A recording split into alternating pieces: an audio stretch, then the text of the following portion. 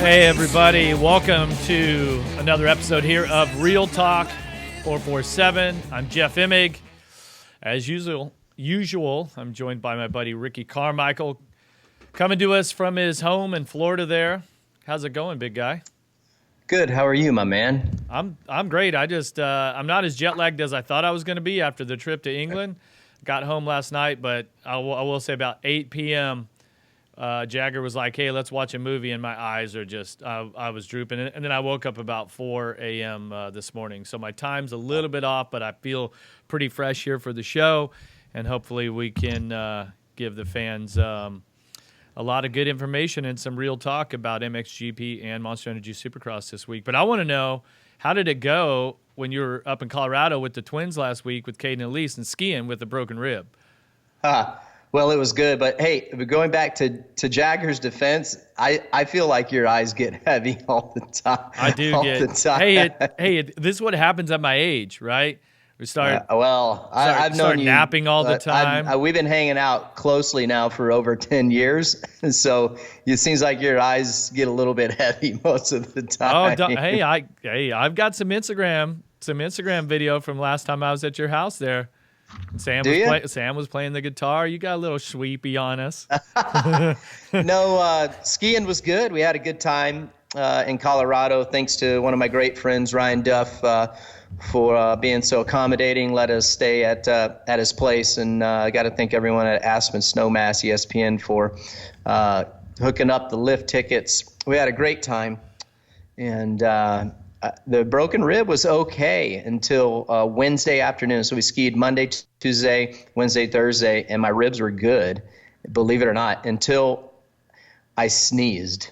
And this is the first time I sneezed since I broke my rib. And once I did that, I swear I was back to square one. And the only reason I sneezed is because I thought I was feeling all right. There was really not a lot of pain and skiing was okay. And how do you not sneeze if you have to sneeze? That was just luck. I don't know, all kinds of stuff. Yeah, there's little tricks you can do, and yeah, that was the first time. And I let it go, thinking I'd be okay, and I was right back to square one where I was the week before. So, but nevertheless, the kids had a good time. This was awesome days. I mean, it was 45, clear as a bell. Well, snow was awesome. It was a lot of fun. That's great. Hey. So you know how much I complain about stuff like that. I bend my fingernail back, and it's the worst thing ever. Check this story out about my dad one time. So he used to go riding up in Colorado. So he would drive from Kansas City, and he used to go riding by himself up there in the mountains. How we never lost him up there. I'm surprised he didn't get eaten by a bear or something. He crashes one time and breaks a bunch of ribs. I'm going to say 4 ribs, okay? Has to ride 2 hours back, and Big Gurr doesn't ride easy trails. So he's probably riding up around the timberline, right? 13,000 feet, something like that. Air's thin. He breaks ribs, has to get himself back to his camp, to his van and everything, load the bike, pack up all of his shit, then drive 12 hours back to Kansas City, then laid on the couch for a month and let him heal. But he had to get there first. Right? Dude, yeah. When men were men and sheep were nervous. Oh, man. Oh, man. Hey, and so then you just went on. You took the twins up there to Seattle. Yeah, they went on tour with me. So I brought them to Indy with me, and we went to Aspen, and then from Aspen went to Seattle, and then Seattle home. So we alternate. I have them every other spring break. So they're with me this year. So it was fantastic. It was a lot of fun, some great family time with just the 3 of us. And, it was awesome. Hey, so, yeah, and so I mentioned I went to England for the Motocross Grand Prix, the MXGP at Madley Basin. It's about an hour outside of London. And on Friday night, we went to this really kick-ass Fox and Shift dealer. I mean, this dealership is just, it's Meredith MX. They're a Suzuki dealer also. It's all built out like a Fox and Shift store in store. Just absolutely amazing setup. Had a great turnout, and it was really cool because I'm letting the listeners know. So Ricky's FaceTime's in. So he's in Seattle. It's like noon. FaceTime's in, and so we had a bunch of TVs set up around the dealership. That was really fun. With those kids had some interesting questions. Yeah. Yeah, that was a good time. It was I wasn't able to be there in person, so I just like Jeff said, I FaceTimed in to Austin Hoover's FaceTime account on his laptop, and it was really cool to have some interaction with the fans. Technology is so much fun. I mean, here we are sitting here talking back and forth. You're in California at a studio. I'm sitting here in my my downstairs rec room. Chatting it up, doing our podcast together. So that was really fun. Was able to. It almost felt like I was there. Hopefully the fans enjoyed it. It was really a pleasure, and it's cool to see all the support for the Fox and Shift brand, and believing in a brand and supporting the brand. It was fun. Hey, so like I said, they're a Suzuki dealer, right? So they had an RMZ 450, like kind of up on this thing, for sale, and a jack with them. I write on the price tag, I scratch it out, and I put free, real big. I write free. And then later on, the guy comes over, a guy bought it that night. A guy ends up buying it, and then he had me autograph the oh, really? tag. Yeah. That's so cool. we got a big, we were having a big laugh about it. So yeah, that's good. Well, cool, man. It was, I caught some clips from the MXGP. It looked like a lot of fun, dude. I feel like Geyser is a lot like Bubba when they get off, dude, they go big. It's always like high speed, or you think another guy that comes to mind is Trey Kennard. I think about the time, was it in LA or Oakland? Like, dude, they're just the bikes flipping, and there's something Geyser, about that was gnarly. Yeah, there's something about how loose they ride. In my generation, it was Albertine, Greg Albertine from South Africa, Sebastian Tortelli from France. They had this sort of really loose, fluid riding style, but when it goes bad, I mean, it's just like yard sale.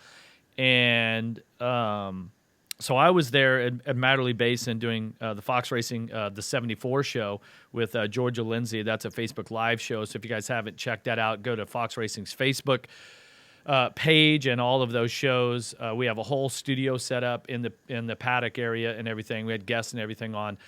So those are archived on Fox Racing's Facebook page. But so I joined the broadcast that's for airs on CBS here with Paul Malin. The first moto, Geyser gets out, and if I remember correctly, he passed Cairoli and then starts pulling away. This roller section, they go to the bottom of this hill, and it's at least fourth gear on a 450. And there's some ruts like on the first roller, and it's fast. His right foot clips, and he goes off this thing. I mean, how he didn't get hurt, I don't know. And like he did the splits when he landed and just rolled out of it. He popped right back up, got back on the bike, and was pressing Gautier Paulin for second. So Geyser did that, ends up third in the moto, and then comes back and wins the second moto. It was insane. Yeah. I read where Cairoli had hurt himself in training during the week. His what is it? He's got some numbness in his hand, and we caught him after the race, like kind of doing one of these with his hand, like something, maybe a pinched nerve or something to do with his shoulder or whatnot. But Cairoli's 34 years old, dude. I'm like, wait a second. He was just like 28, and now all of a sudden here he is, a veteran. But, I mean, we always talk about how old Reedy is at 36 or just turned 37? 37, just turned 37. Just turned 37, yeah. But Cairoli's 34. I mean, he's going after, leading the points. He's won 2 overalls, 3 of the 4 motos, and he's going for his 10th World Motocross Championship, where only Stefan Everts has 10. Right? Yeah. So, yeah. But the racing's insane. The track was mental. It was so good because it didn't rain. It was cold as shit the first 2 days. Beautiful Sunday, okay? But you know how that track is. The jumps and everything are even more like pronounced and shaped, and it wasn't wet, so it wasn't muddy and all. I mean, it was there, that big quad that they have. It just keeps getting bigger every year. Some guy broke his. I saw that. You see that with a guy landed? I think his triple clamps broke, and he's so lucky that he could ride out of it. But I mean, that jump was huge. So it's We talked about a little bit on the show last week with Denny about the difference, why, we both kind of feel that the Grand Prix riders, when it comes to strictly motocross, why they are excelling. And the only time that you can really put that, match that up is at the Motocross of Nations, right? Over the American riders, or we would even say the AMA riders versus the FIM motocross riders, because it's not just Americans here that ride a Monster Energy Supercross, but man, it's pretty intense.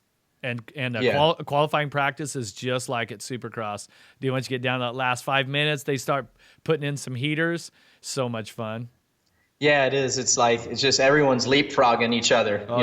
Each guy, one guy's won, then the next guy gets leapfrog. It's pretty fun. It's like constantly, it's like a rotating number system going. So those guys are fast. And like we talked about it, we don't need to keep talking about it, but just like you said, it's one discipline. They ride it all the time. They're extremely well at it. They ride really well at it. Same for our Supercross guys. There's so much emphasis on Supercross, and that's why they are the best at what they do. But those guys definitely, going back to Carolla, 34. Dude, I can remember my first few years going to Motocross of Nations, and he was racing for Italy on a 125, YZ 125. And he was a pup at the time.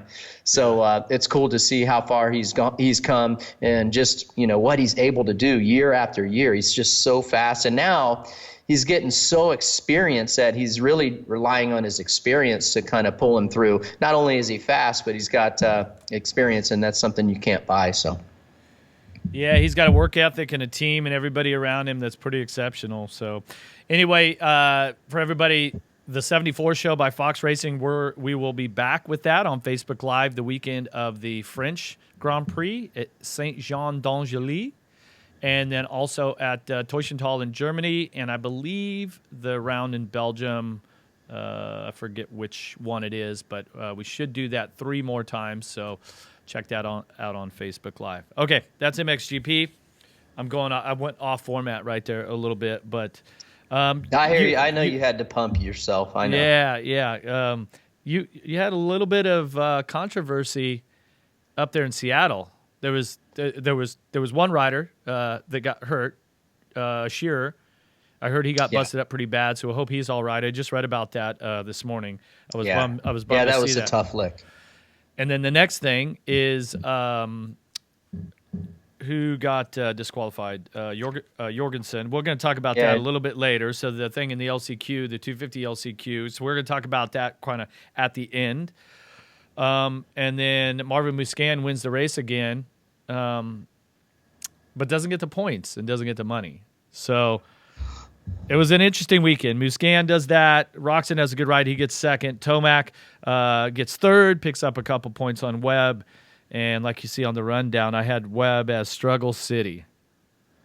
Yeah, he was definitely struggling in practice, time qualifying practice, Jeff. I mean, he was 11th, and that's all he had. I mean, the whoops were really, really challenging this weekend. They were jumpers early on. They started becoming jumpers early on, like in practice even. Obviously, to get a good lap, well, I say that Marvin Musquin ended up P2 in time qualifying practice, and he jumped through them. So, but if you could get a good blitzing line through them, I think that was the fastest. But they were challenging. Webb, that's kind of been his Achilles heel. I would say the last 5 rounds, don't know what it is. I don't feel like he was at that much of a disadvantage at the beginning of the year, although we've obviously been watching him a lot closer since he's got on a run and running up front. So he definitely was off, but then he come back like a champion does, and a perhaps future champion in the Monster Energy Supercross. Dude, he put himself in great position right there off the bat in the heat race. I know you watched the broadcast. Getting a good start, leading Eli Tomac the whole way, wire to wire. And I'm like, well, that's what he does. That's what champions do. Yeah. But then come main event time, he got a bad start. I say bad, like 5th or 6th, and then just really couldn't make anything happen from that point on. So I don't know if he's subconsciously, I know this happens. You've been in this position. I've been in this position. But subconsciously you start riding defensive. And I don't think there's any explanation for it. I just think I just think you automatically do it. And I think there's a little bit of that going on. But he fought through. He ended up fourth, not the night that he wanted. And I will say that these guys are putting the pressure on him. They're putting the squeeze on him without a doubt. He's going to have to step it up. He's got to try to. If you're Cooper Webb, you've got to get a couple more wins to really secure this championship, and you've got to be on the podium. It's clear now that these guys. It looks like Ken Roczen is back momentarily. I feel like he's got some good momentum now, despite the two bad results that he had the last couple weeks before this past weekend. So it's exciting. It's exciting. I still think that Cooper Webb's in a great spot. However, he's going to have to win a couple more times, I believe. That'll really seal it for him. But if he doesn't win, he's at least got to be up on the box and hope that guys like Marvin and Tomac and Roczen can switch it up. That way, the points kind of stay even. But he's definitely got to improve a little bit more. But it's hard to do that when you subconsciously start riding defensive. Well, and Webb hasn't led a lap in the last 3 races. It was Tomac and Baggett. Then Musquin's basically led every lap the last couple of rounds. So Musquin's been riding well. I like. He's always been smooth, but he was super aggressive at Daytona. He rode fantastic at his win in Indy. And, I don't know, maybe some of the stuff that Dillman is teaching him, he's been really receptive towards, so that's cool to see. But he's putting a squeeze on Webb, and it's been fun to watch. What do you make of Tomac, where he's at? There was that news that Mike Williamson, who was the crew chief, if you will, former factory mechanic on Monster Energy Kawasaki, was released from the team. Not there anymore. I don't know the full details of it. Any inside info on that? I don't know. I don't know if he quit, if they let him go. I don't know. I haven't. They've kept it pretty tight-lipped, and if you ask anybody, obviously they give you the political company line, that hey, we're going to miss him and we parted ways, that fun stuff. But I think anytime you lose a key guy like that in a position of what Mikey's was, that it's not always a good thing. It'd probably be like losing in football world. It'd be like losing one of your defensive coordinators, offensive coordinators, something like that. So it doesn't come at an opportunity time, but still Kawasaki has some good guys within their stable, and I don't think that Eli's results right now will be directly impacted from Mikey leaving, but it's definitely never good when someone of that caliber leaves. Tomac, he did what he did, and he was just a third place guy. He didn't do anything spectacular. He got a decent start and just kind of rode there. He was just there really. So not sure what's going on. I had heard that he did some testing throughout the week. That's just what I heard. And who knows if that's the case. But still, he's definitely not the Tomac that we had saw the last 2 years, where you go on a run winning 8 races, 7 races. And the biggest thing I would say throughout the weekend, the biggest improvement, the guy that improved the most was Ken Roczen. What a fantastic turnaround. He's closed the gap back now within a race lead. He's 19 points back. He trails 19 points, I believe. And I'll get that for you in a second. I'm on the. Are you on the SX research department? I think he's back 19 points. I'm guessing. So it's 14. Is it 14, 17, and 19? 14, 19, 23. So Roczen's 23 back. Sorry. Yeah, and then it jumps back at his 62. So yeah, we're really talking about these top 4. Yeah. So Roczen's put himself back in place, Jeff. I mean, He's been there, and these guys might be peaking at the right time. It's funny. Yeah, and that's the thing. So if you looked at it in terms, so let's say something happened to Webb. Now all of a sudden Roczen is 9 points down on the leader, Musquin, right? So there's a lot of racing left. There's 4 riders here. Can can't count on all 4 of those riders making mistakes or having issues or mechanical or injury or whatever. So, but the Supercross research department gave us some good information here. So with 5 to go and all to play for, 4 riders within a 23-point lead, Webb hasn't led a lap in 3 weeks and has seen his points lead cut to 14. And of course, he was lucky that Musquin got penalized last week. Otherwise, that would have been down to 7. Stop right there. That's the thing, and you and I think we're on the same page. That's part of being a champion. Yes, Webb did get lucky, but then there's, other guys have gotten lucky then if that's the case. And that's just part of being, a Monster Energy Supercross champion or position yourself. Dude, you can't just be fast. You can't just be in good shape. You have to be smart. You have to have the whole playbook. And I was pretty hard on Marvin, but and rightfully so, man. Dude, he is the caliber rider he is. You have to have more awareness, self-awareness, personal awareness of what's going on around you. And it's not like he was just coming out of the corner and they just instantly put the Red Cross flag out. Like what happened to Dungey a year or so ago in Detroit. That's right. It was kind of unclear. The flag was in a weird spot. I didn't exactly see it. But, yeah, I watched that over and over. I mean, there were 2 or 3 yellow flags before the Red Cross flag in the middle of that. So I guess they're in the track. Yeah. They're in the track.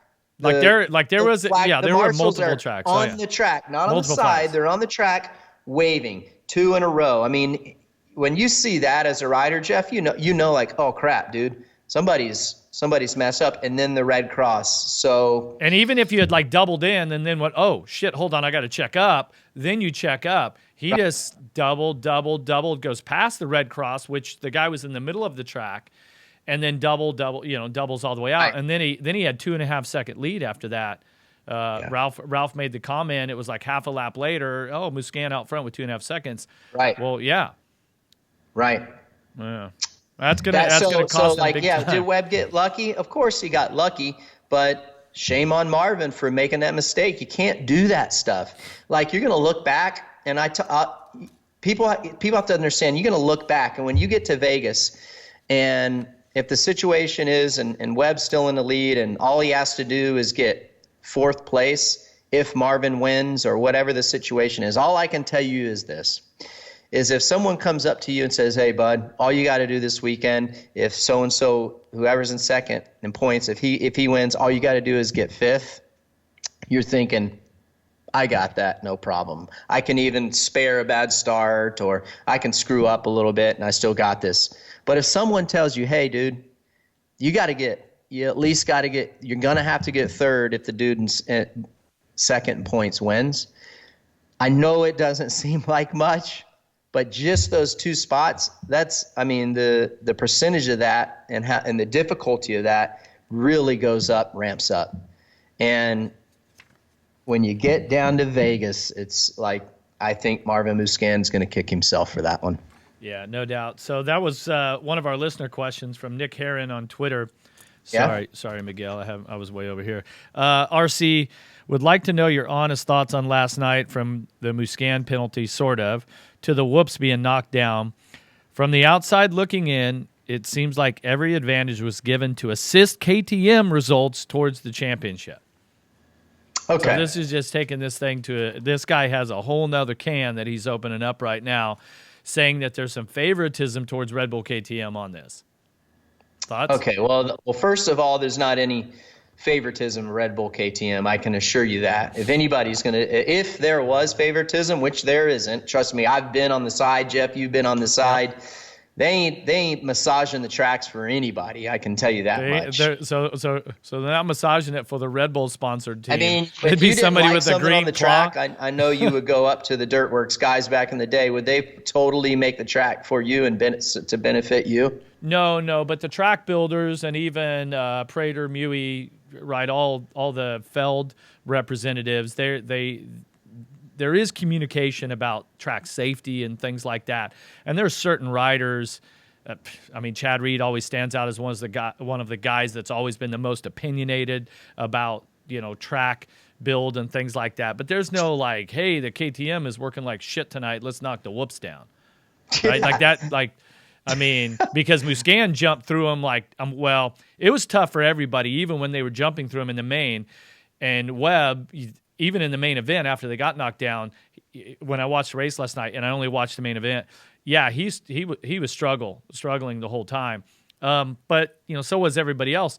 So, but they did knock the whoops down from let's say practice to the race. Well, I talked to a couple guys, and there's a couple riders that reached out and basically bagging on some of the dudes about just bummed that they knocked the whoops down. Well, I talked to a couple of the riders, and they said that the whoops wasn't knocked down as much as people thought. Now, when they prep the whoops, they prep them between practices and before the night race.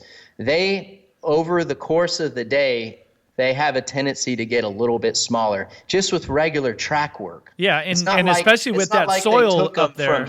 It's not like they took them from here to here. Yeah, they didn't take and blade a foot off of the top. I mean, but with that soil in Seattle, it is kind of loose, and it will naturally, I mean, even with like the 3, 4, 5 foot rhythm sections, when you start out in practice, these jumps are huge, and when they get rutted, and the Dirtworks crew's out there working it with the Bobcats and stuff, the jumps just get a little smaller. I mean, how many times have you had like a 3-footer that was like a landing jump, and by the end of the main event, from the back tire landing on it and like the roost, the thing's like not even there. Yeah, and that's the same thing with the whoops. So I don't think that to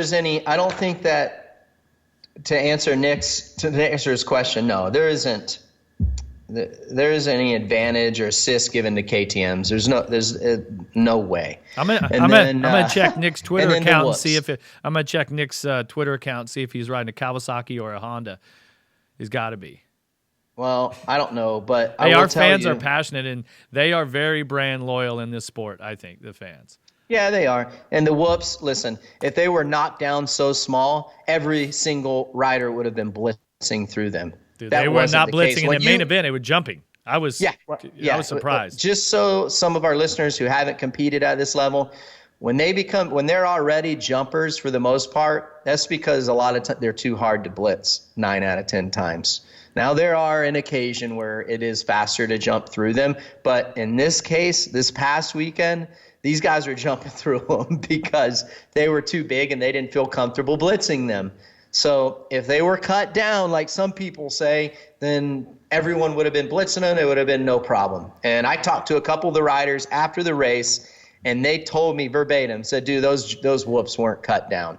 All and this is some of the guys that finished up front. So when I say up front, Yep. So I want to go back to the penalty a little bit. I thought that you had excellent race call on that. I seen the clip before I had watched the race or even knew the results, and I want to applaud you on your choice of words and everything, how you worded that.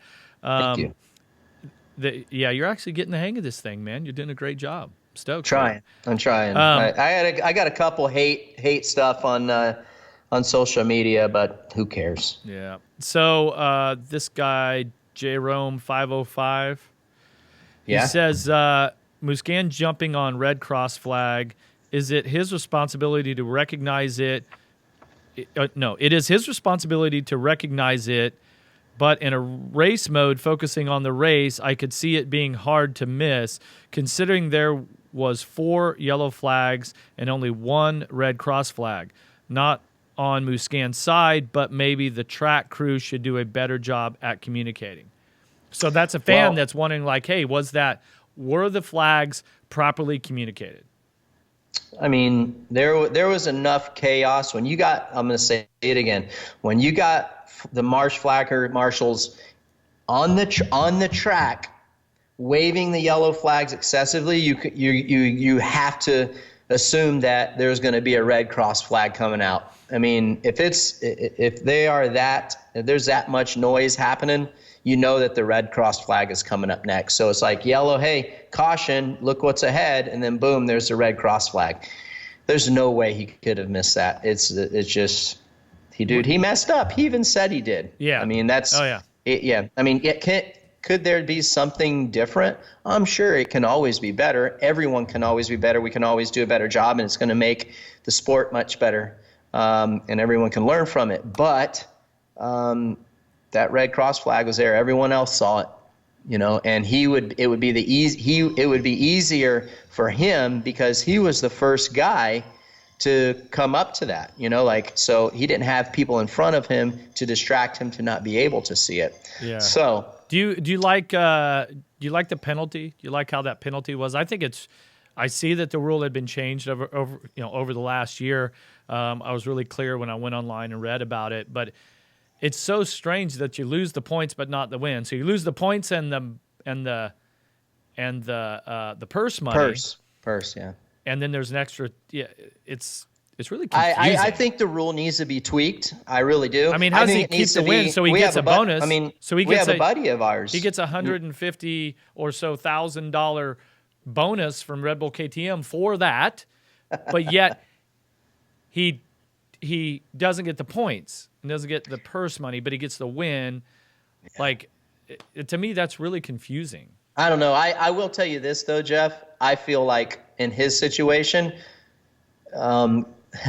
he's getting paid pretty nice, pretty well. I would take the points. I would rather lose the purse money from KTM, the $100,000 or whatever, and have those 7 points. Yeah, because the 7 points could be worth more than $1 million here. Over $1 million come Vegas time. So I'd take the $100,000 hit or whatever his bonuses are, and then I'd take the 7 points all day long. Hey, I ran across this tweet from Tyler Bauer's wife, Brady. She says, so Marv has been under review from the time that he jumped on the red flags until now, 10 minutes plus after the race. Tyler got DQ'd by the time he got off the track in Dallas. # there's no rule book. But why did it take so long for them to come to a decision on that when it happened on the first lap? I'm not you were sure. there. You were there, right? That's what I'm asking. I don't know if Gallagher wanted to make the call right there. Based on he probably already knew that he made the wrong call on Jorgensen. And he probably, he went the opposite route. So we're going to talk about that last. But yeah. Yeah, that's definitely something that you want to get right. And then when I caught the post-race stuff, because the lap times were so short, you guys had a ton of time after the main event was over for interviews and some race analysis and all that. And it was still kind of like unofficial results before. Jeff, it was unofficial. By the time you went off air? It was unofficial when we went off air. Oh, we only talked about what had happened. That was on the post-race clips, the highlights. Yeah, we went off air with an unofficial result. Yeah, and that's what sucks is, and we'll talk about it later, but you knew what the infraction was making. I don't like the rule. I think there needs to be an adjustment. I think where Supercross could be better is making those adjustments. If the rule isn't right and it needs to be changed, let's change it. Let's change it this week so it's better. I'm not saying right, so it's better for the next weekend. You guys have the authority to do it. Let's do that. Other sports do it. Have you ever been involved, either as a rider or post-career, on any sort of input as far as what the rules are? Have you ever been invited to be part of a think tank or get your thoughts, actually being one of the athletes? And no, I haven't. This is my point, is I haven't either, and it doesn't have to be you or I. Well, maybe they don't care. Maybe they don't care what you say. How about that? Well, they don't give a shit what you say either, because you ain't been on one either. That's right. And I know they don't give a shit about what I say, so I don't put myself in that position. Yeah. Okay, so here's my point. Here's what I'm going back to is the athletes that are on the track competing, they're in the arena, they should somewhere along the line have some input on that. And I think that the best place to go for that, and it doesn't have to be me, I got plenty of things going, but that the riders that are older, that have the wisdom, have the experience, they have, okay, this has happened, I've had this situation here and here. You wouldn't ask a first-year kid, a 16-year-old kid that's a rookie, to say, hey, we want your input on making rules, right? He wouldn't have the experience for that. But Yeah, well, hopefully and so everybody it's can be better. The sport can be better from what happened this weekend. And I mean, just that why it took so long, I have no idea. You have to ask Sean Gallagher about that. I think that it was pretty cut and dry on what happened. I do think the rule needs to be tweaked a little bit. I think there needs to be an in-race penalty. Jeff, you and I, we were talking with a buddy that had a good idea about, there needs to be an in-race. Like a stop and go? Like a, pull into the mechanics area, serve a penalty, whatever that is. I don't know. That needs to be talked and discussed about. A 5-second deal. Okay, so you got to go and you got to wait 10 seconds or something. Wow, that would be insane. That is something that we could test at the Monster Energy Cup, because that's where things like that could be implemented, just like the 3-race format and Joker lanes and all those things. You know what? This brings me back to, yes, Monster Energy Cup. There's it's banned, you can't use radio communication. How good would have radio communication worked out this weekend if I'm Marvin Musquin's spotter? Okay, say David Billman is his riding coach, he's a spotter.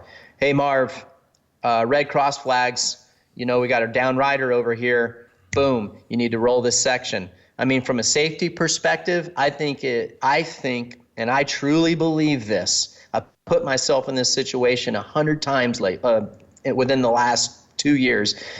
From a safety standpoint, I think a rider's spotter would be awesome. I mean, they can give you the heads up. Hey, down rider over here, you need to go to the inside. Boom, just that quick. And what about and what about as far as the entertainment value and also keeping it real, that like in NASCAR, all of the communication is open, right? Yeah. Everybody can listen to it. The TV thing and things like that. And imagine if the rider doesn't need talk back. No. Don't even worry about that. You can have your spotter telling you your lap times. Safety wise, you pick your one area or two areas. Most of the time it's going to be on the triple jump or a flat surface or a straightaway. You're not going to be radioing in during the whoops, obviously. However, I think from a safety standpoint, it would work brilliant. I really don't. There is no way that anyone can tell me that it could be a safety hazard at this level. It's just impossible. Would the signboard area had to be going across the start right there too? Yeah. I mean, Carlos could have had the right opportunity. Right there. Or yeah. Not Carlos. Frankie would have had the opportunity. So would you say in a situation like that, you would want it to be like there's a certain part of the track that you can use communication, like instead of the signboard the whole time? I think it's the spot. It would be the spotter's discretion, and it would have to be communication between the spotter and the rider, just like NASCAR. Like your spotter. You have times where they talk to you and times where they don't talk to you. Oh, boy, you just add another element there for Bondo and Paul there, the audio guy for the broadcast, to be switching in and out riders' communication. I mean, what do you think, Jeff? What's your opinion? You think it would be cool? You think it would be, from a safety standpoint, it would be good? Certainly in a safety standpoint. Hey, Marv, there's a red cross flag out. You have to single through that rhythm section, right? Boom, no problem. And maybe that's even a thing where it's implemented that way. Like in the event of something like that, well, then your spotter, okay, everyone's deals are opened up. Hey, red cross, everybody chill out. That wouldn't happen very often, but it happens a few times. Every 2 or 3 races we have a situation with a red cross flag, right? Oh, we've had it. Yeah, we've had red flags, red cross flags. This weekend there was a lot of guys going down. Unfortunately, it's a really challenging track. So we had some wrecks. So yeah, there was red cross flags, and dude, even from that way, you have that from a safety standpoint, and then from a mechanics standpoint, you get them off the track, and they can be kind of like in their own little staging area if a rider goes bad, so those guys are safe. And you have your spotters, and your spotter can tell you your lap times. He can say, hey, go inside here, go outside here. Got your lap times. This is how much time you have left. I think at this level, I think it's a win-win. There's not anything you can tell me how it could be a disadvantage. there's just you don't think that so on the performance level, hey, the left side of the whoops is quicker than the right. Start going. Oh, it'd be a massive, dude. It would be a massive. Yeah, but isn't that kind of like, I hate to seem like a caveman in this situation, but it's like, wouldn't that just make everything even more even? Would you want, like this weekend, the track was really hard to pass on, I thought. I mean, there were some passes, but would it make it more even? Would it make it more follow the leader, one line? I think it would just not necessarily make it more one line, but everyone would be a little bit closer, because say Marv's jumping through the whoops and that's the way to go. Hey, he's jumping through the right side of the whoops. You need to jump to the right side of the whoops. Boom, that quick. You know. Well, that's why, hey, I mean, or hey, open your entry up just a little bit like Marvin is, or hey, go to the inside like Cooper is, or hey, Ken is going to here. You need to do this. I mean, just short little bursts. Would you have a button on your bars? I've used radio communication. When Dungy was riding at the goat farm back in the days, we used it one time, and he told me, he's like, "Oh my gosh, dude, I can't believe how good this works. I can't believe we haven't used this." Oh, really? A long time ago. I would have the button. It'd be like the shut the hell up button and leave me alone. No, you can't do that. That's where. Oh, from a safety but standpoint, if I didn't want to hear it from my team manager or riding coach or whoever was talking to you, if I didn't want to hear it and it's like, leave me alone, you'd have to have a way to just shut it off and be like, sorry. Nah. No? Dude. Oh, dude, come on, man. It's technology, dude. Well, when you design all your stuff for the Monster Energy Cup, why don't you just add that in? I think this would be good. We should do a little poll for our listeners, Jeff. Okay, let's do it. Let's say, hey, are you for radio communication or not? And if you are you for two-way or one-way? Okay, right? So I'll put up on @Talk447 on Twitter. We'll do a poll there, and then we can do a poll on Instagram also. So on our Instagram stories, we'll do a poll on your story and my story, and we'll see what. Call it. What's the over and under right now? Well, to me, there's 3. There's no, or 4. There's no communication. There's one-way communication or two-way communication. So that's 3, right? Yep. That would be 3. You got it. Yeah, 1, 2. Those math studies are really helping too. 3. Yeah. What would the fans would want? Two-way communication. They want all of it, and they would want they would want the ability for the broadcasts and everything to have that, just like in NASCAR and all that, where you can hear the talk back and everything. Hey, so we're talking real talk. Here we go. You saw that Shane McElrath didn't race this weekend. He injured himself. He was really close to pointing out for the 250 points. We're going to cover that at the break when we go on Easter break. We're going to talk about that, and we're going to talk about this oil stuff that everybody's using. They're putting oil on or drinking it. Oil? Drops or like oil. Oil. Oil. Oil. CBD, CDB, CBD. Yeah. Oil. Yeah. Have you ever tried any? No, I haven't. I probably should on my back. I have, but they didn't call it CBD back in my day. Dude, I got to tell you this. I feel like a freaking baby complaining about my little injuries. Our man, Chad Reed, that dude's in some pain right now. He's busted up. And Brayton did his knee. 8 ribs. Oh, yeah, dude. but I got one, and I'm crying like a newborn over here. Yeah, but that's why I was going to look up a second ago. Shearer got busted up even worse. Yeah, I hadn't checked in this morning, so it's literally a list of everything. I was trying to find where the Instagram was. Yeah, not good. So it sounds like both him and Chad Reed got torn up pretty bad. So we wish those guys well. They're going to be sitting around. They're going to be doing shit this week so they can catch up on the 7 episodes of Real Talk 447 that will be out by the time they get out of the hospital. But, man, really bummed for those guys. We hate to see that. So, another listener question here from NESC 39, Russell Eldridge. So he's probably up there in the Northeast. That's on Twitter. RC, why aren't managers/trainers held just as accountable as the riders for them being in shape? Make stress testing and VO2 max part of their contract. If they don't sustain a certain threshold, then they lose money, or incentivize it. Bonuses for being in shape. You sent that to me, and I was kind of like, Pretty good question, isn't it? There's a lot to that. Okay, well, first and foremost, the first part of the question, why aren't managers and trainers held just as accountable as the riders for them being in shape? That's a really good question. They are held accountable to a certain extent. I feel like, and I'm going to piss some people off when I say this, but this is the way I look at it.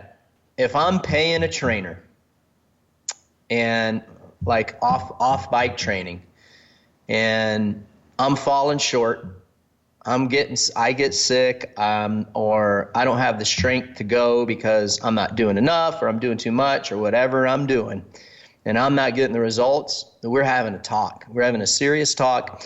We're having to come to, we're having a big boy conversation, because I'm not about paying money and not getting results.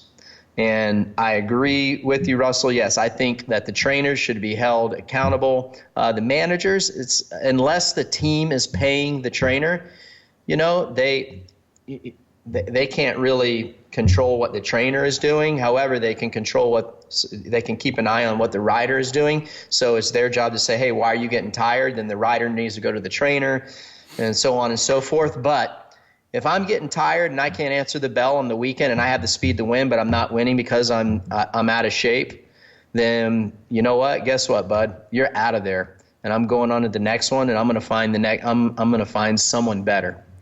And you got to have, you got to be accountable for the people that your employees and who you're paying. And if you're not getting the results, make a change. That's how I look at it. I mean, Jeff, would you be on your off training coach and trainer? Would you have been paying the guy if you weren't seeing results and you couldn't answer the bell because of his theories or ways that he trains? Yeah, I mean, there was only one time that I had worked with a trainer, and it was my buddy Eric, and basically I hired him to really help keep me accountable. And actually my results were shit, and so I was too uptight. So for me, I had to just loosen everything up. But the accountability is really important. But it's interesting here, the managers and trainers being held accountable. I think that, to me, I feel like that so much of that at the top level is being done right now. Now, make stress testing and VO2 max a part of their contract. Like, okay, we see every now and then a rider goes and gets his diagnostics done on his body and all that to figure out where he's at. And so that's like, hey, we're going to do a checkup every quarter to make sure that you're in the shape that you're supposed to be in, right? Mm-hmm. I mean, that seems a little bit excessive, but if they don't sustain a certain threshold or whatever, lose money, incentivize it, or bonuses for being in shape. So the bonuses for being in shape, I think, is kind of bullshit, because it's not about, you're not going to a CrossFit contest, right? It's about the race. The bonus comes from the result from the race. Mm-hmm. So they do get bonuses for that. If not, you would have guys, what are you going to be more worried about what your fitness test is during the week than the race on Saturday night or Sunday? Yeah, I mean, at the same time, I know this much. If the rider isn't getting the results and isn't accountable for their results, I can tell you what the team's going to do. They're going to get clipped. Yeah, fully. So that's my point about the trainers. If these guys are spending a lot of money on the trainers and they're not getting results that they're expecting, and they're not being able to answer the bell because of their training, not because if they make a mistake on the track and they fall, that's the rider's fault. But if they legitimately can't win or get the results that they are capable of getting because they're underperforming because of their fitness level, then you got to make a change, because I can tell you, if it was the other way around, the teams would get rid of you. Yeah, for sure. Hey, that's my opinion. Hey, on Swap Moto Live had the thing on Jeezy on Gage Shearer after his crash in Seattle. suffered a lacerated liver and kidney, collapsed lung, damaged artery, 5 fractures in his spine, 8 broken ribs, a broken arm. He's in ICU where he received a blood transfusion and is classified in stable condition. Our thoughts are with Gage and his family. Like that was a bad one, dude. So yeah, it was bad. We were oh yeah, just the impact. I haven't seen it. I don't even know when it was throughout the day. Yeah, it was last chance qualifier. Oh, okay. All right. So that's why there was a believe restart. It was. Yeah, I'm almost positive it was the last chance qualifier because they had to red flag the last chance. Yeah. Damn. Yeah, we hope, dude. Hang in there, bud. Oof. Hang in there, Gage. We're thinking about you. Sending positive vibes, man. Yeah, for sure. Everybody reach out to him. It's GZ. It's got a bunch of Y's on his Instagram. So, all right. So the last listener question here, Husky Rida. Why does Matthias Jorgensen get disqualified, but Marvin only loses points? On air, Ricky said he didn't think that was the right call for Jorgensen. Of course I did. So I watched it last night.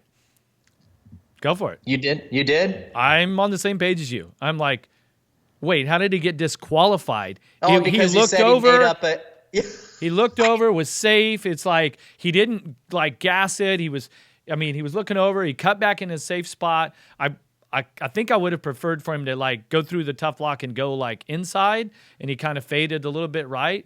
But he certainly didn't gain an advantage.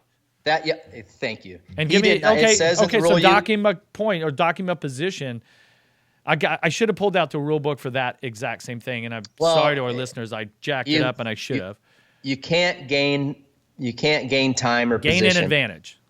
Gain an advantage. Okay. He was leading. He was still leading. Let's roll. No, he wasn't leading. He was. I think he was on the bubble. Well, he wasn't leading the race, dude. I was half asleep and I was fast forwarding through it. So they're going back and forth. Okay, and the guy, I can't remember who it was, caught up to him, bumped him off the track. Okay, let's just take the 2 riders out of the mix. When you get 9 out of 10 times when you go off course, it's gonna be slower. Yeah. You got to slow up to get back on. They line the track with tough blocks. There's only a few openings to get in certain areas. So 9 out of 10 times, you are automatically going to lose time. And what Jorgensen did is he came through, he came out, he got bumped off the track. So first of all, it wasn't his fault. Well, it's his fault that he got caught, okay? But he got bumped off the track. When he goes off the track, he gets right by the triple face and he just gasses it, just a split second, like out of panic. Then he realized, okay, I'm going to slow down. He chopped the throttle, he slowed up. Okay, didn't pass anybody. He never got past. He was side by side when he got bumped off the track. So he didn't get past and he didn't pass anyone. He wasn't behind anyone when he got taken off the track. Goes around just like you said, Jeff. Dude, he slows up, looks to the left, makes sure he's entering at a safe spot, and he gets back on the track. And it was almost like those 2 riders, they had a mutual agreement. And they're like, okay, let's reset and roll. Yeah, because who was the rider that bumped him? Because he came around and kind of checked up too and didn't really charge through the turn. Yeah, it's almost like they're, oh, sorry, bro, and then they just picked it back up. It was like a mutual reset button. Yeah. And dude, you can tell when a guy like goes off track and just grabs a handful of throttle the whole time that he's off the track and makes an advantage. You can tell that. And Jorgensen didn't do that, and that is the wrong call. Yeah. I mean, that was a judgment call.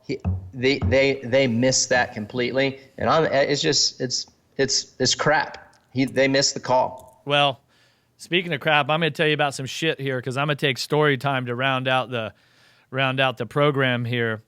You had to fly like 47 Laboratory yesterday? No, I was 5J.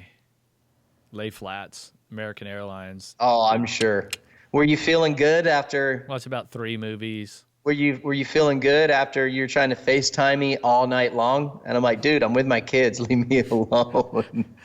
Yeah, we got deep into a bottle of Chianti. That's when we were trying to call you. So Okay. we were solving all of the world's problems in the lobby at the Marriott at Heathrow Airport on Sunday night. We've got everything figured out. Got it figured out? Yeah, we made a list, so we're good. Anybody needs to know, just we figured it all out.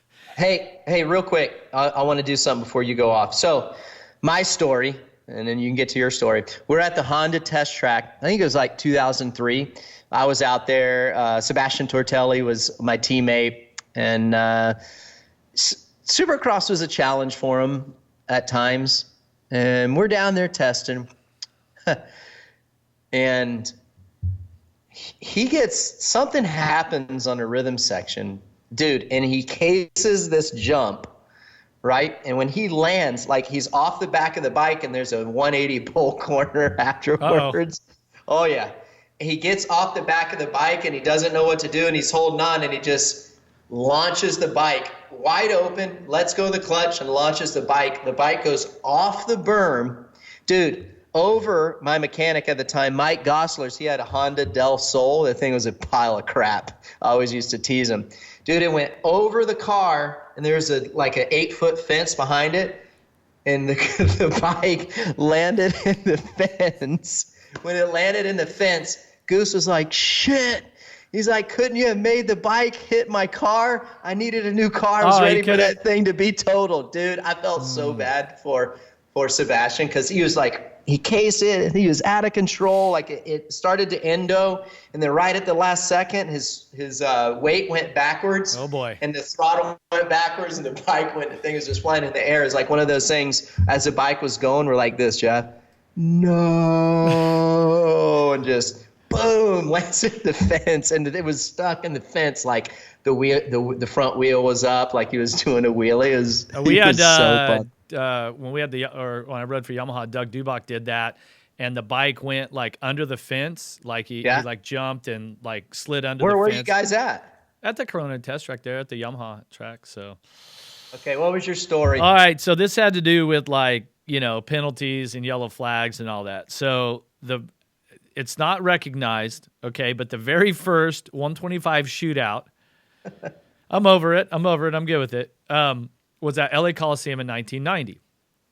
So you used to have those big long straightaways. So it was like finish line, and then just this big ass double. You just kind of jump this thing. Well, one of the laps. So it's me and Budman. I'm leading. Budman's second, and Doug Henry crashes over it. So we come by, and we're like, there's a yellow flag out that's covering about half of the track. Still pretty wide jump, right? And this was the first shootout. It was like $2,000 to win the thing, which was insane money for us. We're like, we're going after it. And so I jump the double, and then Budman jumps it right behind me. Well, we come around the next lap, and now they've got the track blocked off. There's about just enough room between the hay bale, because they had hay bales back then, and the flagger. There's just about enough room for your handlebars. I'll give you one guess what me and Budman did. We still jumped that thing, dude. Like, the guy's like, I mean, there's no room, and it's just, hey, Budman's on my ass. Dude, $2,000 on the line, this first shootout thing. So we jumped the double. I win it. He gets second. At the time, Roy Jansen and Ron Crandall, I forget their positions at the AMA. Jansen was like the race director. Crandall was the, what would it be like, the official referee or whatever for the event. And Crandall was rad. He was such a cool guy. We go into the AMA trailer. Roy Jansen, didn't have much hair left at the time. I mean, we're talking his head was bright red. The veins were sticking out of his head. He was so pissed at us.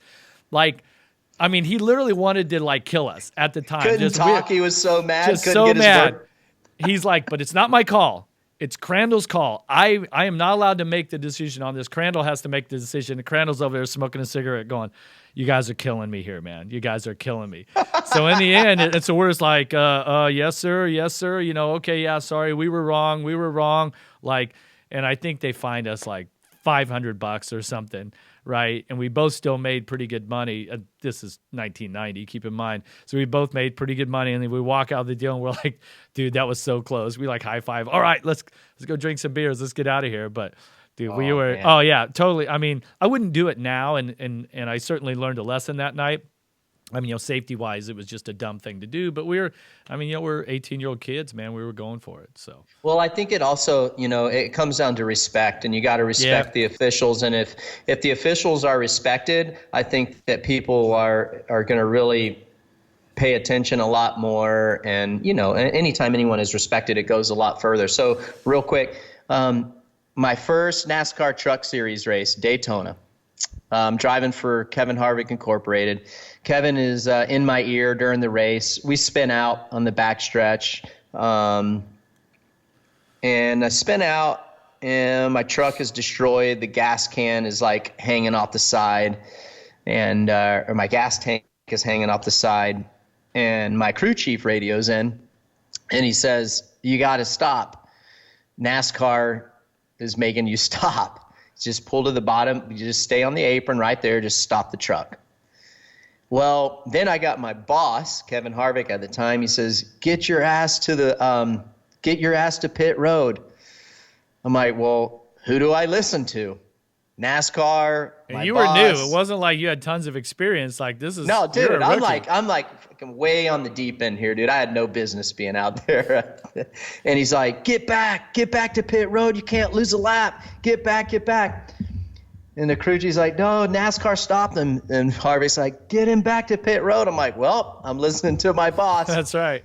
Dude, by the time I was on the backstretch at Daytona, by the time I got to pit road, my crew chief is radioing to me, hey, we got to go to the hauler after the race. So anyhow, that's how quick it was. We go to the NASCAR hauler, and I walk in there, and Wayne Otten, he was the race director and the guy for the NASCAR Truck Series at the time. And I'm like, oh, shit. And he's like, I don't care who your boss is. I don't care what series he drives in. I don't care how many races he's won. When NASCAR tells you to stop, you stop. Yep. End of story. I don't want to see you in here ever again. Well, are we clear? I don't care who your boss is, who you think your boss is. NASCAR is a boss. See you later. I'm like, oh shit. Well, and they do have that. I don't feel like we get that feeling like the riders. Nah, it's been too inconsistent. It's been at Supercrosses. Yeah, it's been too inconsistent. And I know the representatives from the AMA and the FIM. They try to do their best, but for some reason it just hasn't came down like that. So anyway, hey, thanks everybody for those listener questions. We appreciate it. Thanks everybody for listening in to this episode. Hope that it was entertaining and you love some Real Talk 447.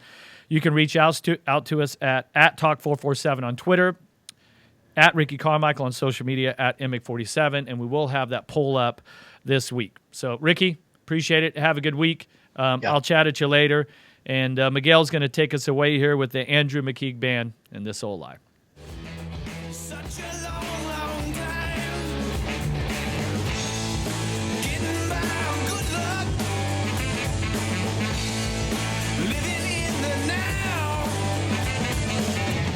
Come on, Jag, sing it with me, buddy.